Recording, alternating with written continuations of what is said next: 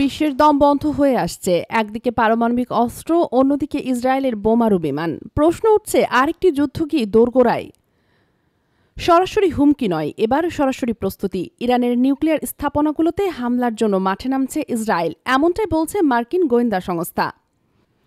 সিএনএনের exclusive report. নাম প্রকাশে অনিচ্ছুক মার্কিন কর্মকর্তারা জানাচ্ছেন, ইসরায়েলের মিলিটারি এখন রীতিমতো স্ট্রাইক রেডিমেডে। ইসরায়েল তাদের গোলাবারুদ ছড়াচ্ছে, বিমান মহড়া চালাচ্ছে, সবকিছু ইঙ্গিত দিচ্ছে কিছু একটা ঘটতে যাচ্ছে। এই হামলার পরিকল্পনা, গোপন সূত্র বলছে, কয়েক মাস ধরেই গোপনে চলছিল। এমনকি ইসরায়েল ও যুক্তরাষ্ট্রের মধ্যে ইরানকে নিয়ে সমঝোতা না হলে এই হামলা সময়ের ব্যাপার মাত্র।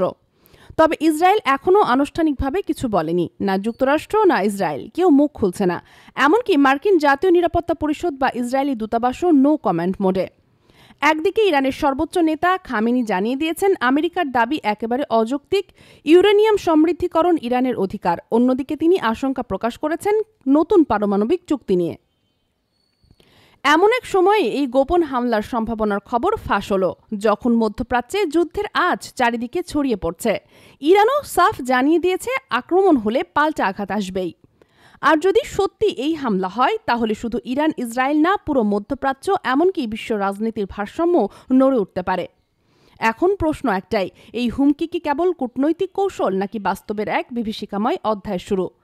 বিশ্ববাসী তাকিয়ে আছে, তবে সময় বলবে এটি হবে আলোচনার জয় নাকি পারমাণবিক ধ্বংসের সূচনা।